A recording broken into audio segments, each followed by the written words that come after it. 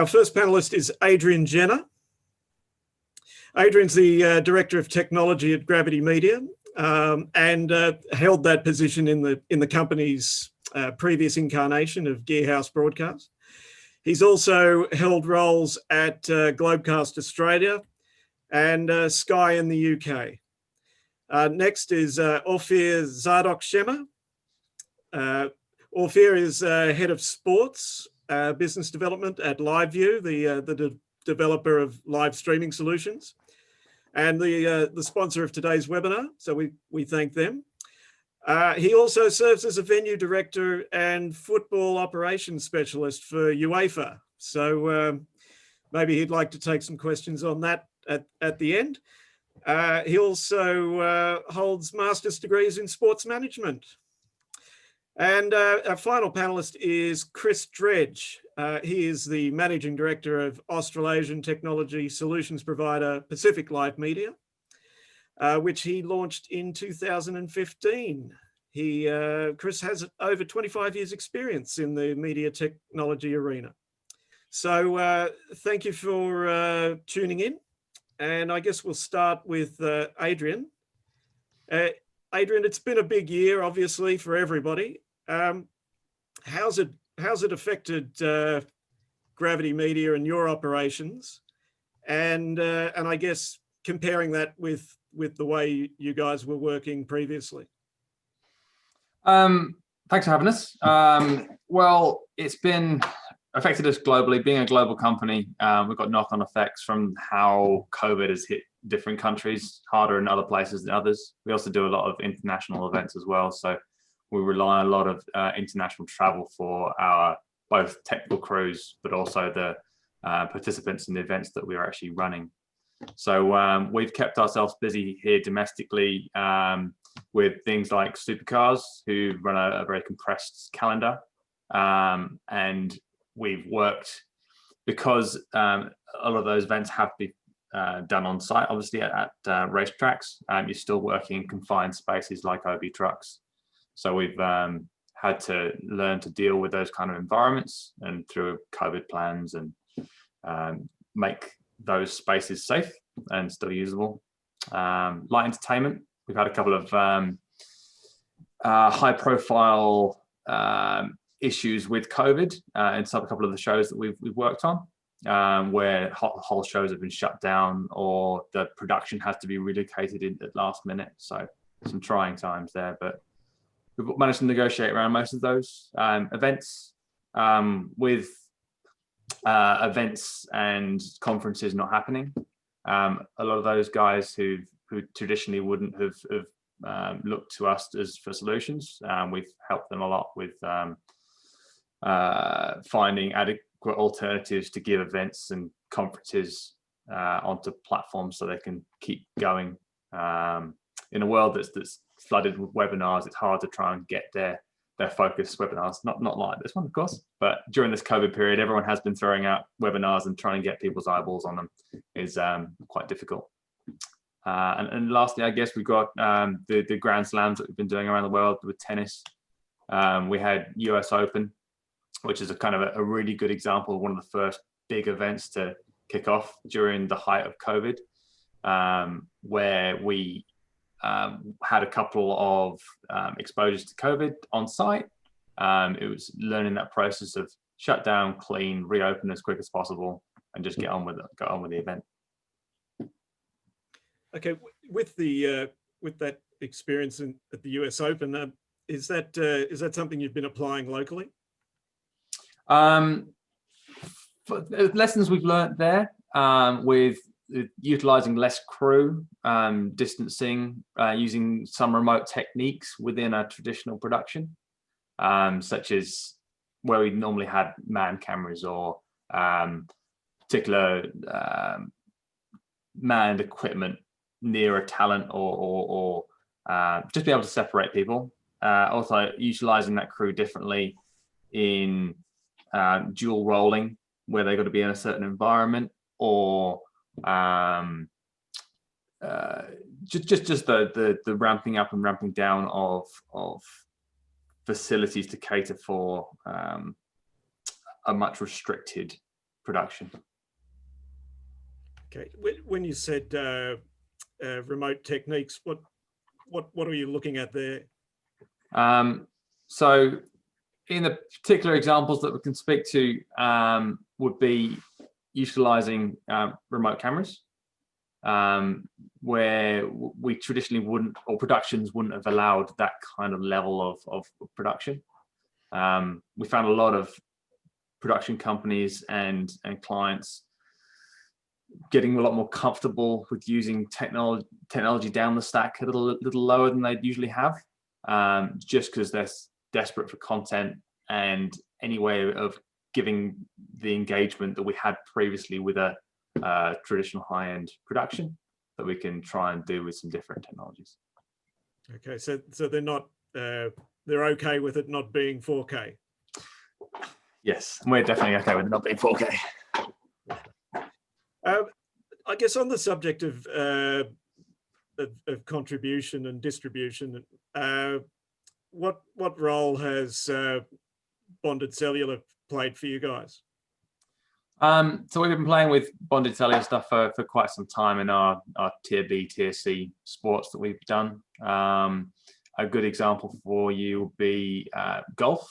We ran a few events using probably a full remote production model in that one, with roving camera backs moving around a golf course, with supplemented by other technologies such as UHF comms extended over 4 wires over IP back to the remote center where it was all being cut. And if I can speak to that if you like. Yep. Yeah. Okay. So with golf, it's over a large area with very changeable coverage, especially cellular coverage. So you really got to survey those sites really well and cater for those black spots, which can change on the day. So you've got to be quite dynamic on those ones, especially as cell towers get overloaded with crowds, if they are. Luckily, the particular events we're following, they didn't have a huge base of supporters on them. And weirdly, we found more and more rural sites actually have better coverage than some of the metro sites that we go to. So to cater for those black spots, we build islands of connectivity in those black spots using different techniques, RF point-to-point links, IP runs and Wi-Fi hotspots in those locations just to fill in that coverage. But the biggest things we learned with those early days cellular bonding productions is really around communications and also out-of-band communications as well. When those communications fail, everyone needs to know what they're to do, because things can fall apart very quickly if no one knows what they're doing and it all goes black. Bill, can I jump in just real quickly on that? The road when we did the golf, because we stood behind Gravity as the LiveU vendor and had worked very closely with them and their end customer as well. And I think from memory that the customer, I think, ultimately wanted to cover reliably and consistently 9 holes, and effectively I think covered most of the course, nearly all 18 holes, which was so there was a fair bit of nerves going into the first one. Certainly, I'm sure Gravity had it all in hand, but everyone else was nervous. But the outcome was really positive. They were able to get and heavily off the back of this kind of engineering planning that Adrian was just talking about. Because that stuff was in place, the actual end result was in excess of what their expectations were, rather than less than. So they weren't constrained in terms of their ability to cover the course. They were actually released to do so and covered more than what the customer was really hoping for. Okay, and the sort of the level of golf we're talking about here is it's not the Australian Open, is it? It's no, semi-pro. Semi-pro. Okay. So in that situation, the mix of technologies, how reliable do you find them working together? It's the reliability is built up by tiering and having always something to fall back on. So in a setup where you're not in full control of everything, as you would do in a traditional broadcast, you'd have multiple levels of redundancy. You know exactly what's going to happen. In those setups where you're sending out field facilities with a lot of unknowns, even because you're having to utilize local cameramen that might not know the equipment, you've got to have one person who knows what they're doing on site that can then coordinate everything, and also a fallback plan remote to the site as well if you start losing paths, and just continue the coverage through a hosting set, or if the production hasn't got the budget for that, back to pre-produced material and those kind of techniques, just to get you back into the narrative of the production. Golf's quite a good one because you're jumping around between holes, and if you've got that continuity through a downstream voiceover, then you can keep the narrative going and the production flowing, even though if there is perhaps some technical issues with certain holes that are being covered by certain equipment. Okay, and so in terms of the percentage of the mix, what would you say bonded cellular versus the hot spotting and that type of thing? So for the particular golf that Chris helped us out on, 99% of it was done all on cellular. It was actually really, really quite successful. Those techniques for the alternative transport paths come in more when you're dealing in some different environments, I guess, but we still catered for them anyway in that particular event. Okay, would any of you like to outline maybe how that sort of setup can be adapted to other sports? Yeah, sorry. No. Yeah, Ophir? Go ahead. Go for it, Ben. Yeah, thanks. So, I mean, first of all, as you could see over in the video that you just presented in the beginning, I mean, remote production is not new to us. We saw that coming up before the pandemic spread out. So we already did. I mean, golf is definitely one of the leading sports that we are doing with remote production, but we've been doing that also for polo. We did it in Tencent, with Tencent Sports, for example, in China. They had several productions to do. They had basketball games to do remotely. Also, some of them were second-tier basketball matches. Others were first-tier sports events that they had to produce. So yeah, we do quite a lot of different sports with remote production. It's definitely not new to us. Yeah, definitely. I guess I could speak to the difference between your new LU800 product and how that wouldn't necessarily work for the golf, but the traditional model does because of this discrete nature of the cameraman and the lack of cabling facility back into a single location. So the LU800, whilst it'd be great for certain events in the golf, the more traditional LU200s or 600s camera back worked really well for golf for us. And we 2015 actually, we were doing some 3-camera schoolboys rugby in New Zealand. So they were based in Christchurch. We had 3 of our LU200 units, and they were doing tight, a wide and a sideline game in the morning and a game in the afternoon. This is even before LiveU had an official sort of at-home production model. So the LU800, and we'll cover that more, through the course of the seminar. But in that context, the LU800 would have worked great because the cameras are all pretty close or easily cabled. Yeah. But back when we didn't have that, we were still doing remote production, and these guys in New Zealand were way ahead of the curve, and being able to do all their commentary was back in Christchurch. All they sent to site was essentially 3 cameramen, each with their own camera and LiveU, and sort of a sideline reporter, someone to sort of do color interjection at times. And they said they covered a game in the morning and a game in the afternoon. And that's 5 years ago. So we essentially, as the technology improves, the reliability improves, the scope for use improves. I guess the biggest improvement and the technology that's made it more useful for us, especially in events where multiple cameras are focused on the same action, is the synchronization, which historically with some technologies has drifted across paths.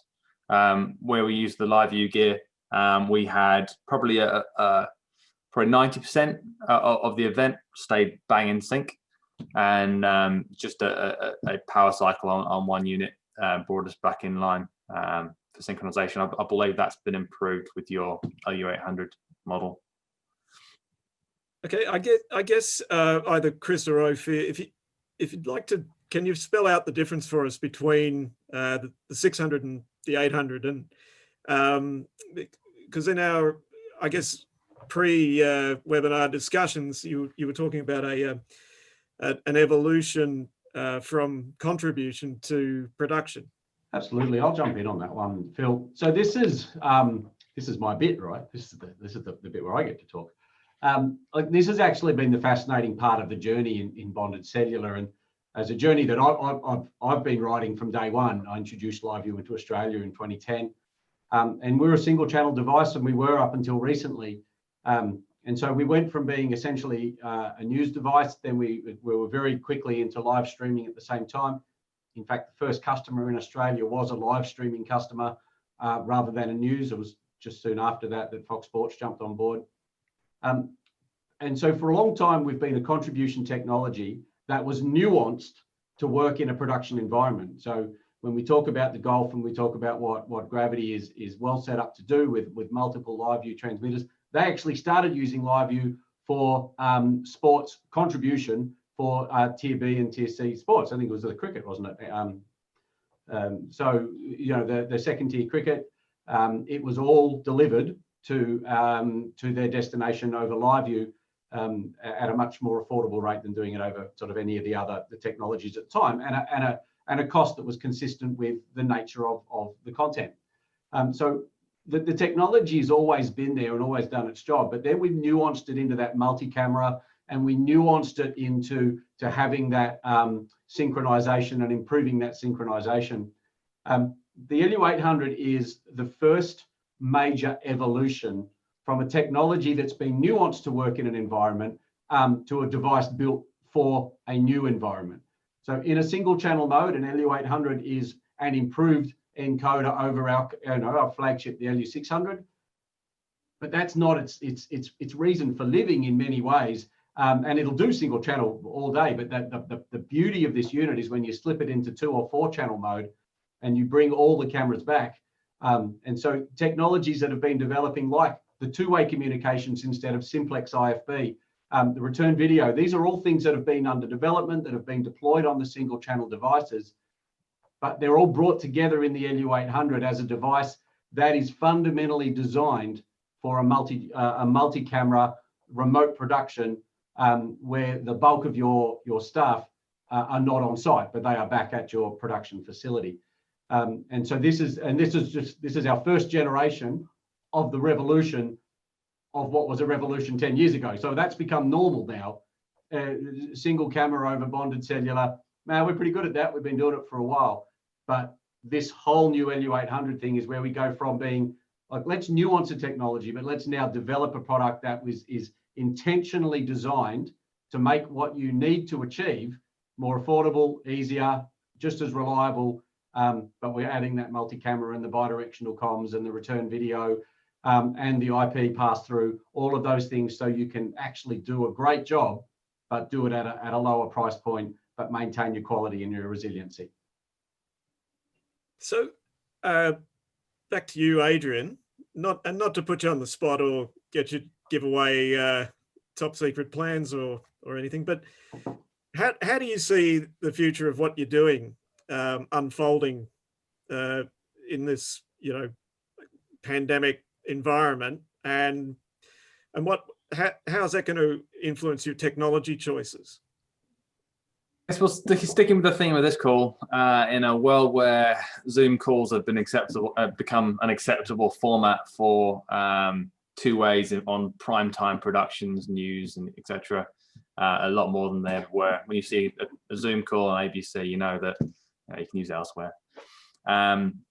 Clients are much more open to economical solutions to things in these times. So where we normally transport things with traditional acquisition methods, LiveU, for example, does have a place slightly higher in the stack than it did before.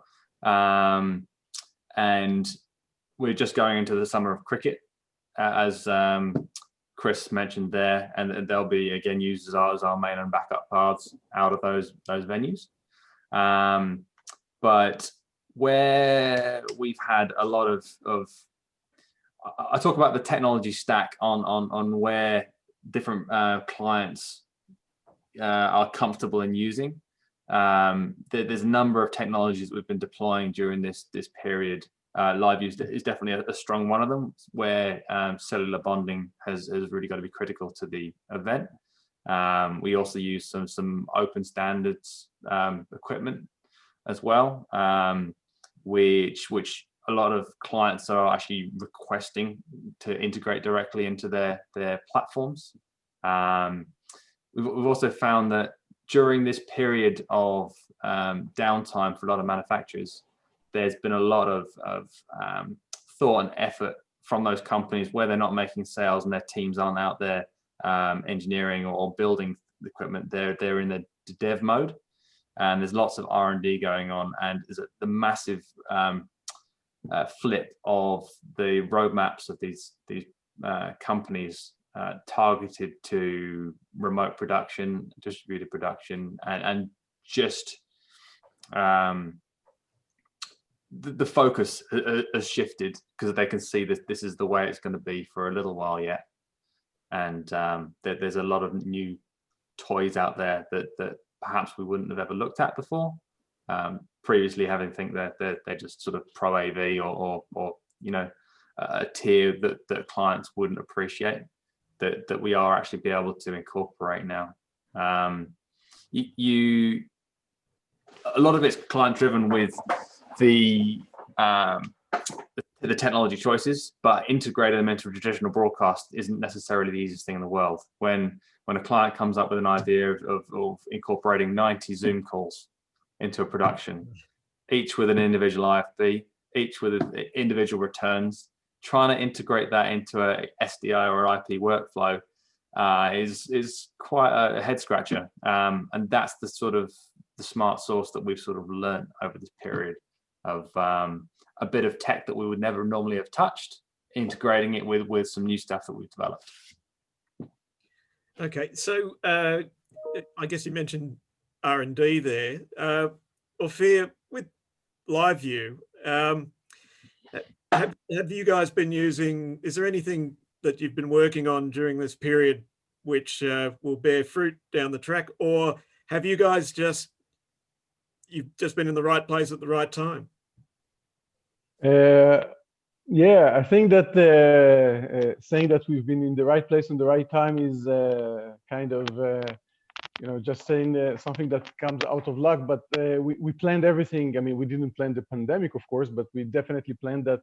And what we envisage is that the market will go toward remote production and sports remote production, high quality. And as Chris mentioned before, you know, the LU800 is a fantastic product. And I won't elaborate more than what Chris did.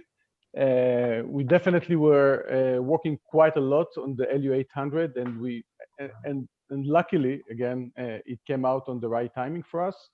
We're just now working on improving it. We are coming up with a new cloud-based solution for contribution, for distribution. For distribution.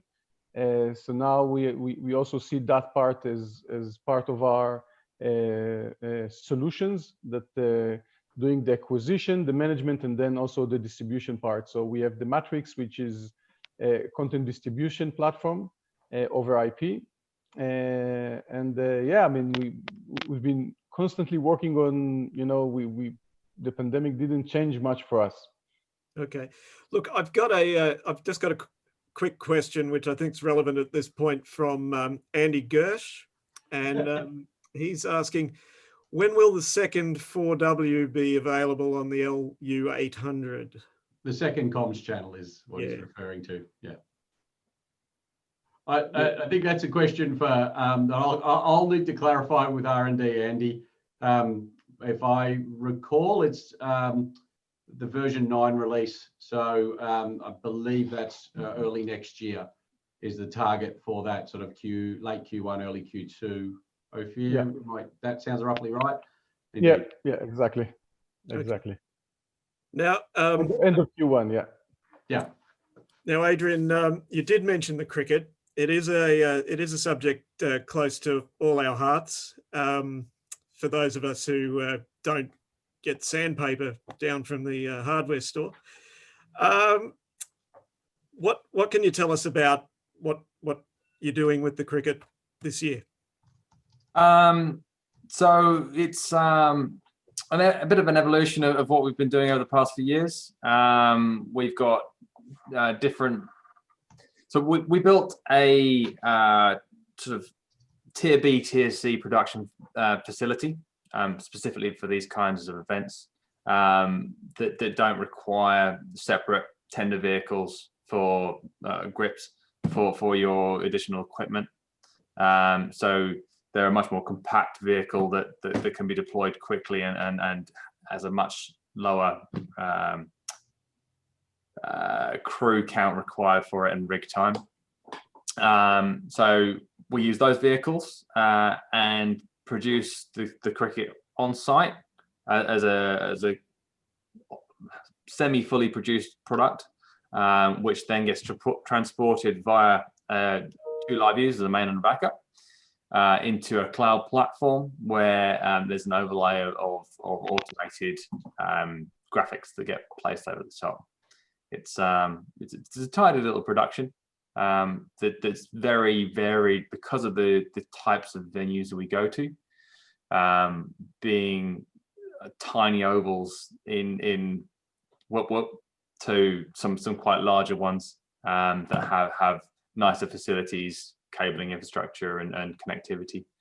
But where we've actually, a good example of the unknowns in those kinds of productions are even metro venues can really suffer from cellular coverage, particularly these days, actually on the 3G side. Not such a problem for the LiveU units, but some of, say, communications equipment still rely on 3G for the voice part of the services. And we are having to find alternate means for some communications where those services are being switched off around the country. Okay. Do you how much are you looking forward to 5G in that case? I look forward to it when they actually start deploying the full feature set of 5G. At the moment, it's a great bit of bandwidth because it's got very little utilization on it, and you get some decent speeds in certain very small areas. But it's only really going to be useful for us when they start doing microcells and larger deployments where in high densities that we can actually utilize it properly for broadcast. There are some possibilities in say the CBD and cities where it's great, but that caters for very few of our events really. But when it does, it's going to really change things, but I just don't see it being here for quite some time yet. The amount of infrastructure that's actually required to make it happen is so, there's so much fiber that has to go in to make it happen, and that deployment is going to take a lot of time and a lot of interfacing with buildings and owners of infrastructure to be able to place that infrastructure into them is going to be an absolute nightmare. So I reckon 3 to 5 years before it's actually usable. And Phil, you've also got the issues of integrating We're talking about the millimeter wave, which is where that full feature set really becomes available.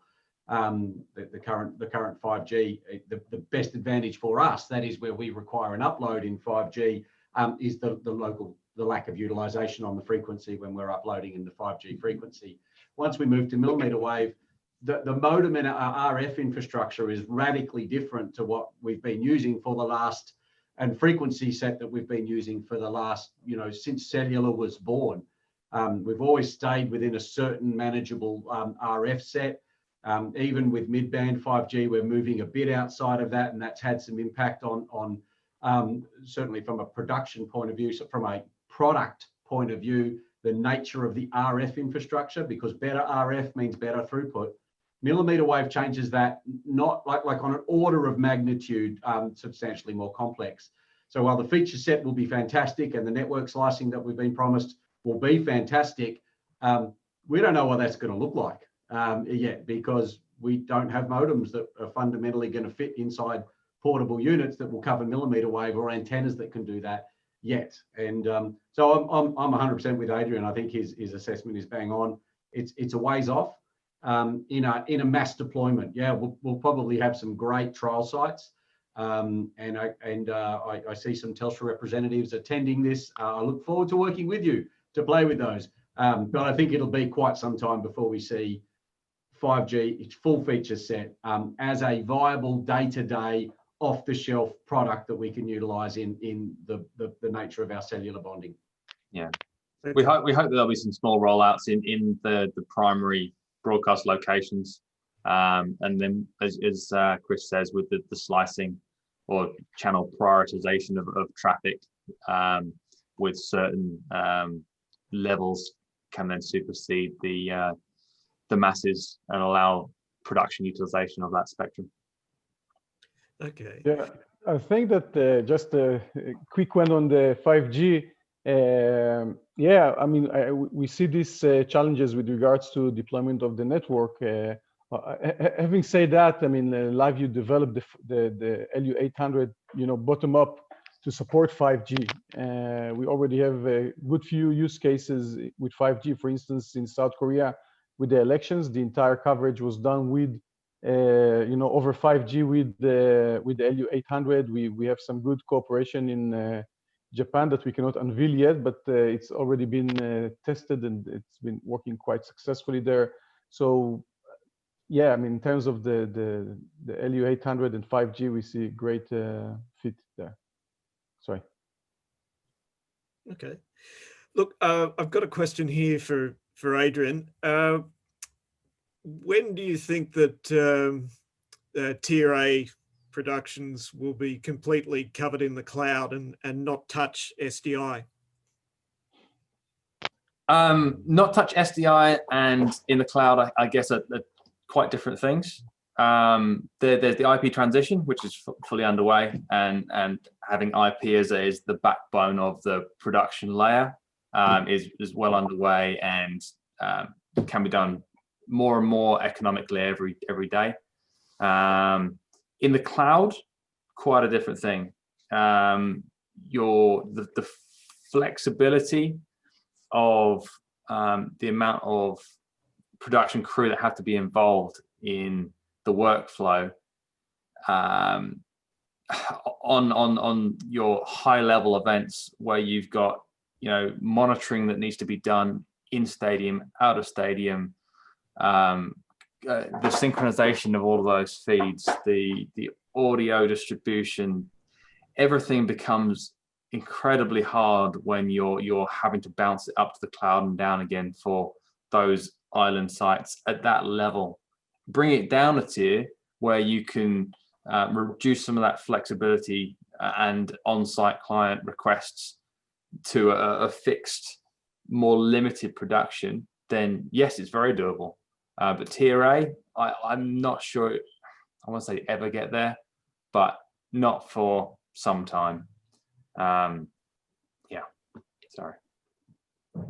Okay, well, if we could just talk about those Tier 2, Tier 3 sports for a moment. How are they faring from your point of view, and when do you think we're going to see a return to I guess full activity?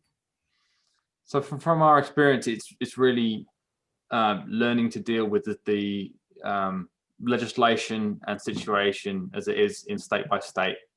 The biggest battle that we have is actually travel interstate for technical crew, but also travel for the talent. So especially with international events, we're finding more and more that people aren't wanting to jeopardize their whole series in a sporting event by coming to certain areas. And that's been the biggest hamper rather than the technology side of the sports. It's really learning to deal with when you have outbreaks, the shutdown, the isolation, the clean, the get back up and go, and get that cycle as quick as possible, which we have gone through in different states, and it's a very different experience. Also, the costs that are involved in moving specific crew to these other states because of isolations that are needed, where there's certain roles that you can't source in those states. The sort of the gun EVS operator that you have to have there, the gun, whichever role, the director has to go there. So you have to incorporate into the budgets 2 weeks of hotel stay on the way in and 2 weeks of hotel stay on the way out. It just becomes a very costly exercise, and that's what's hampering a lot of the smaller series from getting going. So I guess in effect, they just don't have the budget to send everyone to Queensland for 6 months. To go and sit in the holiday camp, yeah, COVID camp. Yeah, okay. So do you have an idea though of which types of sports will get up and running quicker than others? I mean, is it things like golf or? Sports that don't have the interstate element, where they have to travel so much. There's or that they're at a profile level that will allow that talent to come through, get isolated, and keep going. Events like the tennis, the summer tennis that's coming up, that's looking all to be going ahead as planned. And what we're finding with some of the higher tier productions is rather than a reduction in production facilities and value that each of those shows are taking, they're actually increasing that because the hunger for live sports, and there's so little of it happening. There's actually a more of an investment in those kind of whiz bang bits into those productions. I know what sports coverage we have seen. You know, you've got the empty stadiums, you've got the crowd sound effects. Yeah. But what sort of inquiries are you getting on the fan engagement side? So you know, clients coming and saying, look, we really need to reach out to our audience, and do you have a way we can do this? We've had that on the events side of things. So events companies that have needed those kind of facilities, and that's been done through the consumer grade video conferencing systems integration that way. It would be great to be able to ship out an Eng kit and a LiveU to every participant for these events, but logistics and certain production budgets don't always allow for it. So you have to try and integrate some of those more consumer grade technologies into the shows. Yeah. We are working on a project that Gravity's a part of that will incorporate everything from Zoom through to the LiveU Smart app into LiveU transmitters. And so basically there's a hierarchy of the person that we need to bring in, or people that we need to bring in. That's then matched as best as we can against the available technology to bring them in, with you know, Zoom being probably at the bottom level. But if that's all we've got, that's all we've got. But we do have options around the LiveU has a huge deployment base across the world. So this project's Asian based, but if we can't get them a LiveU unit, we can get them an app license for their smartphone. And if we can't do that, then we can move to a Zoom. So there's just integrating the different levels of available solutions within LiveU, as well as then the alternatives is one of the things that we're seeing a fair bit of in terms of corporate communications as well as other major events.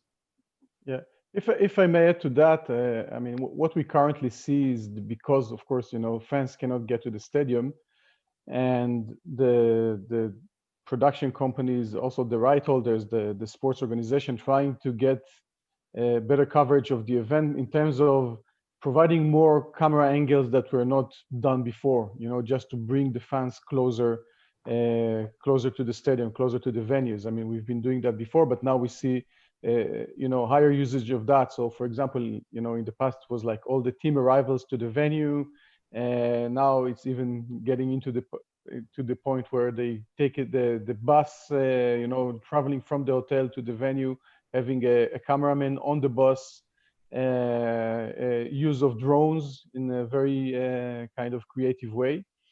And actually one of our F1 teams clients, I cannot disclose the name, they've been using it in a very creative way where they really actually taking footage from the pit, when they are doing all the parts with the cars. So they want to activate their sponsors. They were in the past, they used to bring the sponsors to the pit and show them around and how things been done there.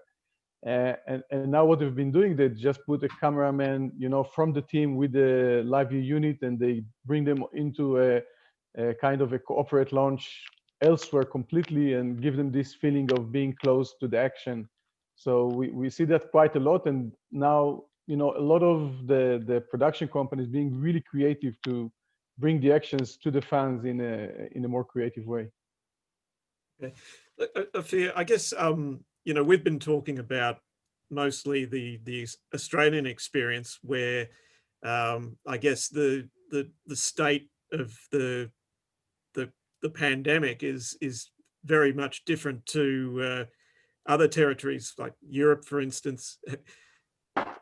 What's your what sort of feedback have you had on those second and third tier sports in those territories? Yeah, I think that there's a need for much more content these days, because people are staying at home, people are in quarantine. They want to gather more, to get more content. There are not many second tier sports being implemented, being played, but there are definitely some of this in central places where we can see that sports still goes on. As I mentioned before, in China, from the beginning of the pandemic, many of the sports were still played, and they were trying to do it in let's say, a very safe and a healthy environment. The event organizer were asking the production company to minimize the amount of people on site, so they really had to be really creative in terms of how to do the production. So we saw that we see that in many places. I can tell you that from my personal experience, last week, for example, I was implementing a Europa League match over in Europe, and it was quite a logistic, as Adrian said before. I mean, the logistic around bringing people on site, try to all the testing, putting people in quarantine. It's quite a challenge. It's quite a challenge, and these days you have to be really innovative to implement new technologies to bring really very top technologies into place in order to make it available. Okay. Now, I guess going forward, how do we all feel about if everyone behaves themselves with distancing and so forth? When can we expect a return? I'm going to say traditional sporting arrangements. I'm not going to say normal. For instance, the Olympics next year. you know, and I do get that the different territories have different issues, but how do you see the immediate to medium future?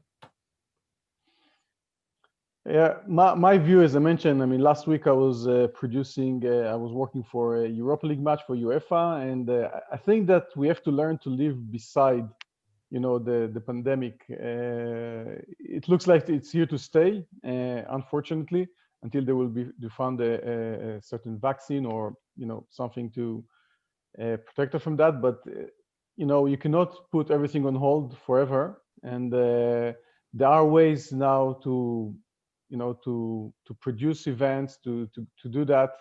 Of course, you know, financially, it's extremely expensive to do that with all the testing and quarantine, and you know.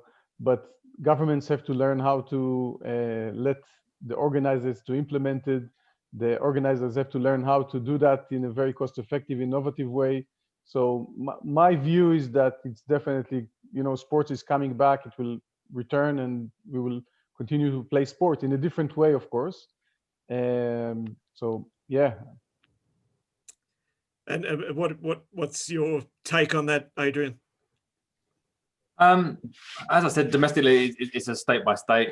It's very varied between each one. Some states will let you in, some won't let you back out again. It's the changeability of it that's the biggest barrier for things getting up and going. You can plan a season around a set of rules if governments stick by them, but it's when they change every 5 minutes that it makes it very hard to get going. It's really learning to deal with COVID, how to realistically work with it through sensible measures. Once I haven't checked the statistics today, but I believe it's only cases in New South Wales again today. So it's kind of a bit of at the point where we should really start opening things up. I think there's a lot of appetite for it, and everyone's, at least from what I see, taking it seriously and taking the safety concerns. But we need to start opening up with those safety implementations to make TV happen. Mm-hmm. And the technology involved, we're not going back, are we? The technology involved on site is actually very basic normally, usually bits of perspex and distancing. But for the remote production end of things, it has opened people's eyes to a different technology set, and I think it will be more and more incorporated into productions moving forwards. But remote production is not always the cheapest way of producing things, but the necessities of COVID distancing is making it the only way for certain events at the moment. Certainly we're working towards sport opening up, and a significant portion of ultimately the sales that we are pursuing are about remote production, because it enables the sport to open up, it enables the sport to be covered. But it's by no means absolute. There's, I think Adrian's right, there's on-site production has a place.